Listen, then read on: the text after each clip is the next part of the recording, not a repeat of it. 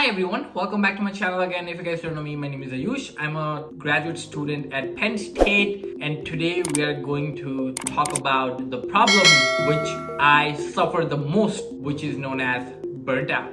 Graduate school burnt out is a real problem, and each and every graduate student that is looking at this video knows perfectly what I'm going to talk about. Graduate school burnt out is a significant and prevalent issue among graduate students who are pursuing advanced master or doctorate programs. It often results from the combination of academic, personal, and professional stressors that can take a toll on students' mental and physical well-being. Now, the question is, what are the causes of burnt out in grad school? The first thing is most obvious, which everyone faces, and that is academic pressure. The demanding coursework, a research requirement, and a high expectation can lead to academic stress and your burnout. The second is a work-life imbalance. You have to balance your coursework, research, teaching, and personal life on top of that, and I think that this can be challenging, which ultimately leads to exhaustion and you burnt out. The other thing is financial stress. Many graduate students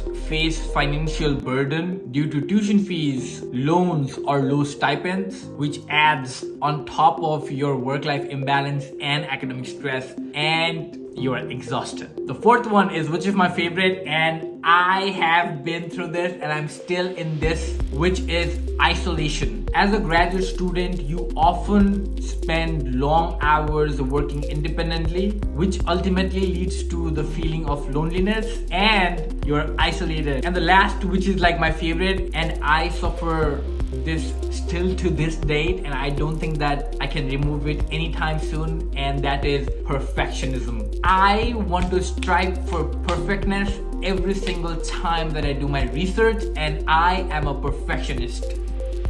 But in graduate school, if you do that, then you're just hindering your productivity and increase stress levels. That's basically it. But what can you do to manage and prevent burnouts? The first one is pretty obvious, which is time management. Everybody knows about time management, but some of us are really good in time management and some of us are not good in time management. And the best thing or the best advice I can give you is Google Calendar or Outlook Calendar, and that's the best thing ever. When you're using a calendar, you can always prioritize your task through time blocking. I always have a time block in my calendar and I prioritize the task that I need to complete. You can create a schedule that's going to work for you, and you can allocate a time for self-care to maintain a healthy work-life balance. Healthy work-life balance for me is a dream. It has never happened. I don't know if it's going to happen in the near future or not. But talking about prioritizing your tasks and creating schedules, it is also important that you set realistic and achievable goals for a day or for a month or however you plan it. It is really important to establish an achievable academic and research goals if you don't want to feel overwhelmed. The other good thing is seeking support. You should always reach out to your friends, your advisors, your mentors, or maybe even a counseling services for any support and guidance that may be helpful for you. The thing that I'm going to say now is one of my most favorites, and that is self-care. I dedicate my Sundays for self-care, and my self-care includes making these YouTube videos, skincare, and deep cleaning my apartment. The joy and the happiness I get with this clean looking apartment is next level. Everyone can have different self-care activities. Mine's are this, and let me know in the comment section down below what are yours. I think self-care really helps you recharge yourself and prepare you for the week that's coming up ahead. You should also practice mindfulness and stress reduction. Mindfulness and stress reduction may be different for different people. For me personally, it is playing ping pong early in the morning, shooting soccer balls late night, lifting weights, especially my favorite barbell squats, or going for a run early in the morning. These are my mindfulness and stress reduction activities that help me to reduce my stress and focus on the day that's coming up. Alongside everything that I have mentioned, you also need to socialize and talk about it, because this is going to do two things. First is it is going to build a support network, and second, you are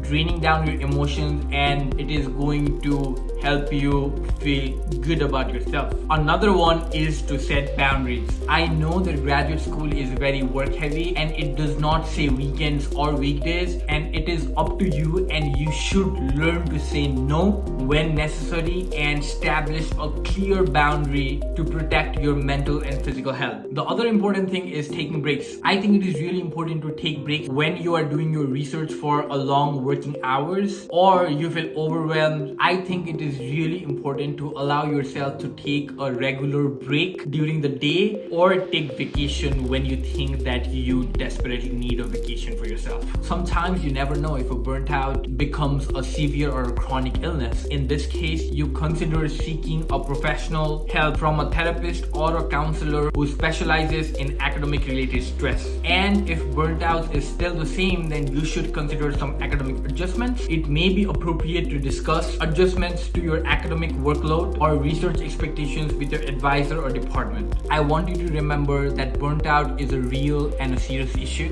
and it is really important to address this issue proactively. You should not hesitate to seek help and prioritize and make changes in your routine or workload to prioritize your well-being. Remember, graduating successfully is important, but your health and happiness should come first. If you want to talk to me about graduate school burnout, or you have anything to share me about burnout, then feel free to shoot me a text in Instagram or in my email. I'm gonna have it linked down below. I hope you guys like this video. If you guys like this video, please make sure to like, subscribe, and comment. Till then, stay safe, keep on working hard, and I'll see you again soon. Peace.